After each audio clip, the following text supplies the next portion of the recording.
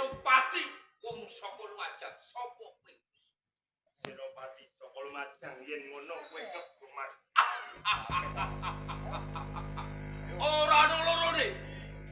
Senopati sing mangro tinggal saka Majapahit iki Kebo Taruna. Oh, yen ngono bener kowe Kebo Taruna. Semono aku bakal manuhake yen to aku Sraya saka Majapahit kang bakal ngrangket kowe Kebo Taruna. Aja gampang kowe kepengin rangket Kebo Taruna. Yen pancen kowe kuwawa kene ake rangket. Oh, kaya ngono. Bakal lakon rangket.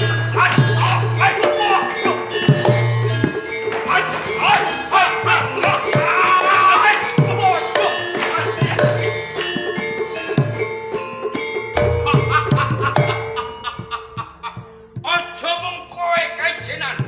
Rangkep 10 iki Kebo Taruna.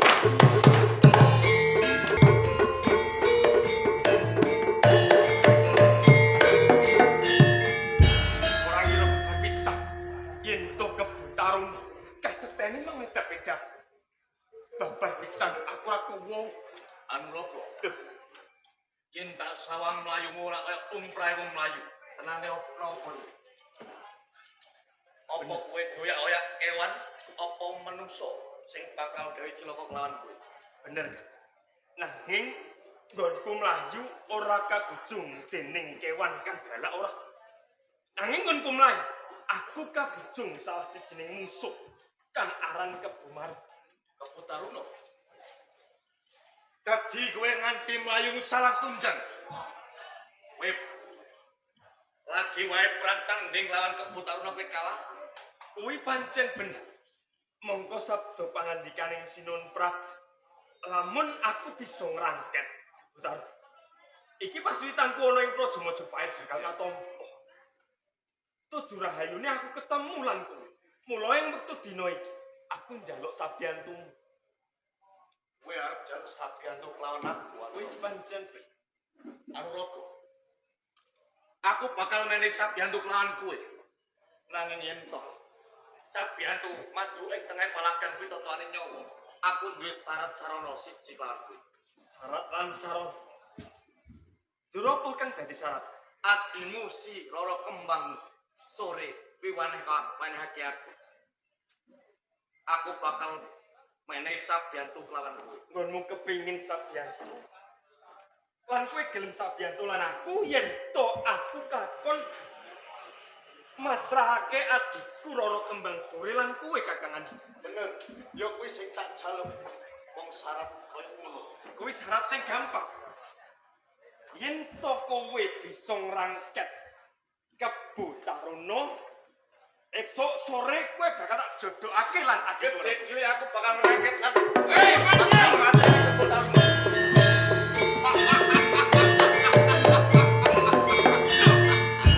jebul kowe gawa ruang. Yen kowe ngadepi jen ora wani karo Kebo Taruna, sak wong tuamu, sak buyutemu, sak canggahmu, sak udeng-udengmu kon ngadepi iki lho Kebo Taruna. Melepuh. Iki jam piro aku tak mlebu dhisik. Oh, ngono.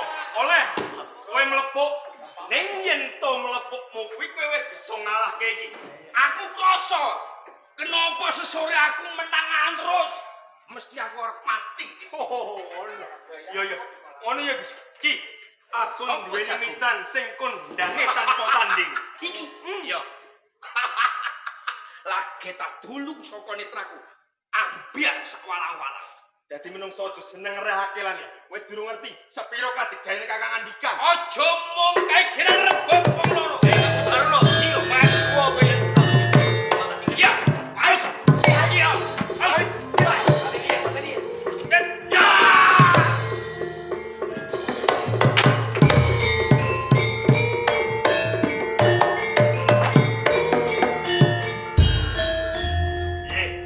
Ayo bacotke nggonmu sumbar. Ayo, aku ora bakal sumbang. Mung aku titip peling karo kowe. Olehmu apa? Oh, bayarno utangku kabeh.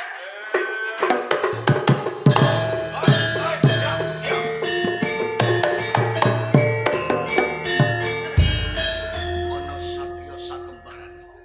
Sapa sing wani gawe geger lan mapeni lawan Kebo Taruna. Wano ake aku andikan. Andikan. Aku anu ro. Bali sapa? Iki Dipati Lumajang Haryo Nambi. Oh, yen ngono kowe Dipati Lumajang kang aran Nambi. Iya. Sabda pangandikaning Sinuwun Prabu lamun aku bisa ngrangket kowe tak semanke nang Majapahit, aku bakal katompo pesoan. Kendo yen to kowe sakjane sumbarane pangarepan yen bisa. Nang yen ora bisa, ojo takon bisa. Oh, nanti ayo.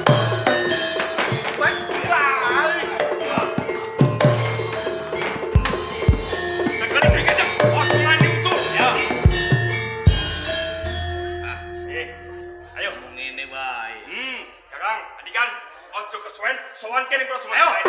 Sowan.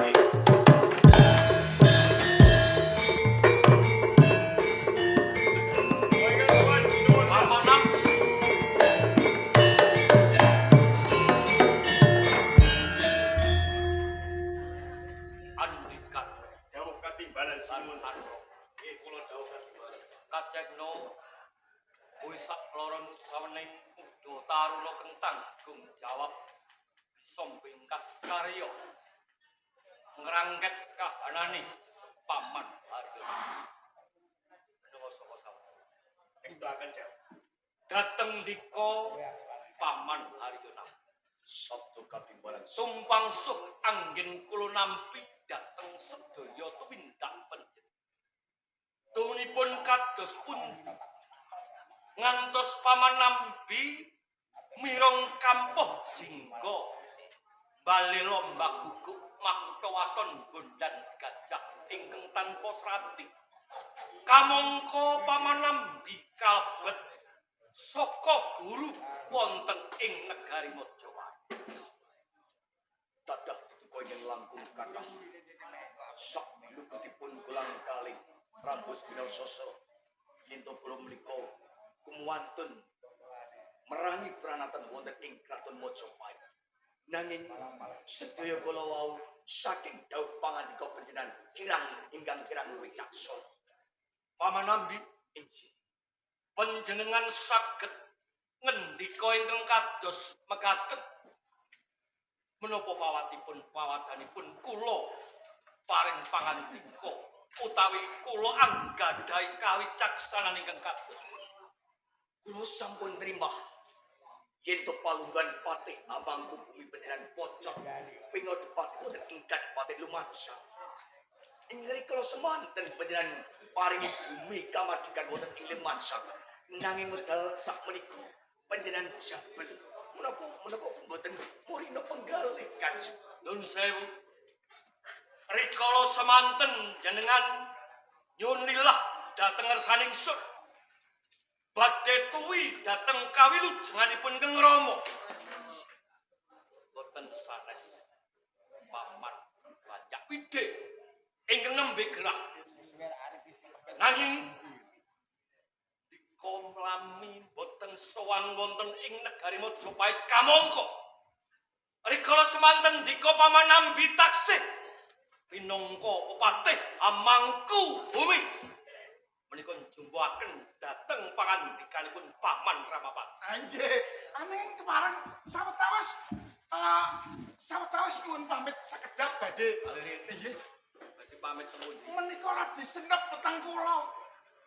Bareng sawetawis sekedap kemawon. Perkawis menika kedah dipun larah kanthi gamblang. Becik ketitik ala ketara. Kuput nampa pidana lah. Kados pun Nuwun sewu Sang Prabu Jayagara kala gemet. Yen to panjenengan paring pidana dumateng kula. Kasendala nyawa kula katawa nyawa kula menika mboten badhe sulo. Nanging kasunyatanipun kenging menapa panjenengan jabel bumi kamardikan wonten Lumajang. Slaminipun ingsun boten ate paring kawicaksanan jabel dhateng Kadipaten Lumajang ingkang sampun kula tetepaken pinangka bumi merdeka. Nanging wonten utusan wonten ing Kraton Majapahit. Anaraga. Iki mawas di palenggane kok ora dijupuk tak jupuke dhisik. Sampeyan iki mendem rica-rica bebek. Sang Prabu Paman Ambi. utusan saking Kraton Mojopait ing tumuju wonten ing Lumajang.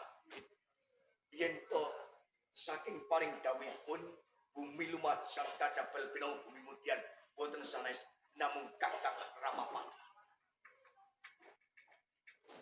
Dawuh kapindhah. Menapa leres? Pangan kalih paman Ambi. Kula mboten nate matur ing kados setor karo nampi. Kula niku rikala suwan wonten ing Lumajang ngaturaken menapa tejane. Panjenengan ngaturaken kasuksenan kelawan Kakang kula Wulan Sari lan Wulandari. Leres. Yen to bumi wonten ing Lumajang kacabel amargi saking perintahipun Sang Prabu Jayabaya. Panjenengan jabel mboten? Nyun sewu. Nggih. Panjenengan matur dhateng kula Nggih. bilih rikala semanten Paman Haryo Nampi ingkang sekawit dados patih amengku bumi. Leres. Ning sasamunipun piyambakipun nguwalaken dhateng palenggahan patih amangku bumi, piyambakipun Bali. agem gelar Adipati wonten ing Lumajang.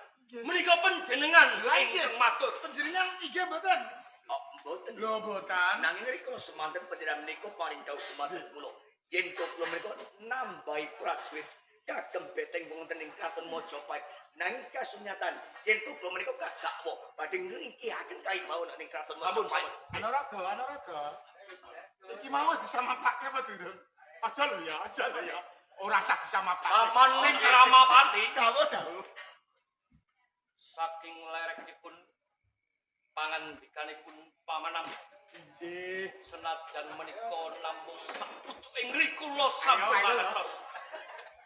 Bilih ndika Paman Halayuda utawi Paman Ramapati Inggih. milik dhateng palenggan patih amangku bumi satemah ndika ngagem guna paweka ingkang ngacokaken negara Mojopait. Inggih sin. Mila kanthi menika Inggih dawuh. ndika lepat Inggih.